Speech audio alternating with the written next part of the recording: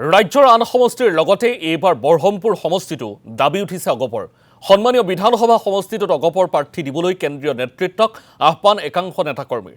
প্ৰাক্তন মুখ্যমন্ত্ৰী প্ৰফুল্ল কুমাৰ মহন্তৰ অসুস্থতাৰ বাবে বিজেপিক এৰি দিয়া সমষ্টিটো পুনৰ অগপৰ প্ৰাৰ্থী প্ৰক্ষেপৰ দাবী নেতাকৰ্মীৰ। এগৰাকী শক্তিশালী প্ৰাৰ্থী প্ৰক্ষেপ কৰাৰ দাবী তুলিলে অগপ কৰ্মীয়ে। আমাৰ মধ্য অসমৰ ৰাজনীতিত বহমপুৰ সমষ্টিয়ে প্ৰায় 4টা দশক এটা উল্লেখযোগ্য আৰু গুৰুত্বপূৰ্ণ ভূমিকা পালন কৰিছিল। বহমপুৰ সমষ্টিৰ প্ৰায় অসম গণ পৰিষদৰ হৈ অসমৰ মুখ্যমন্ত্ৰী দুবাৰকৈ হৈছিলে আৰু এই সমষ্টিটো অসম গণ পৰিষদৰ দখলত ৩৫ বছৰ আছিলে। দল জন্ম হোৱাৰ পৰা ৩৫ বছৰ একেলাথিৰে থকা সমষ্টি এটা যোৱাবাৰ আমাৰ প্ৰাৰ্থী তথা প্ৰাক্তন মুখ্যমন্ত্ৰী প্ৰফুল্ল মহন্ত ডাঙৰীয়া অসুস্থ হোৱাৰ বাবে এই সমষ্টিটো আমি মিত্ৰজোঁটক এৰি দিয়া হৈছিল। কিন্তু ইয়াৰ সৰ্বস্তৰত থকা অসম গণ পৰিষদৰ কৰ্মকৰ্তাসকলে এতিয়া সংকল্পবদ্ধ হৈছে, ঐক্যবদ্ধ হৈছে, জাগ্ৰত হৈছে, তেওঁলোকে সমষ্টিটো পুনৰ বিচাৰিছে।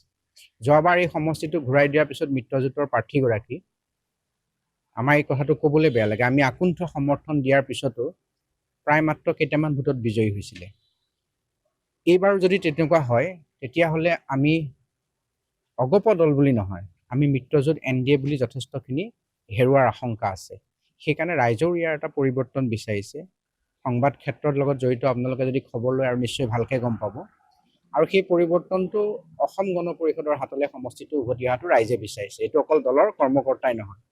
সেইকাৰণে আমি অসমৰ মাননীয় মুখ্যমন্ত্ৰী ডক্টৰ হিমন্ত বিশ্ব শৰ্মা ডাঙৰীয়া,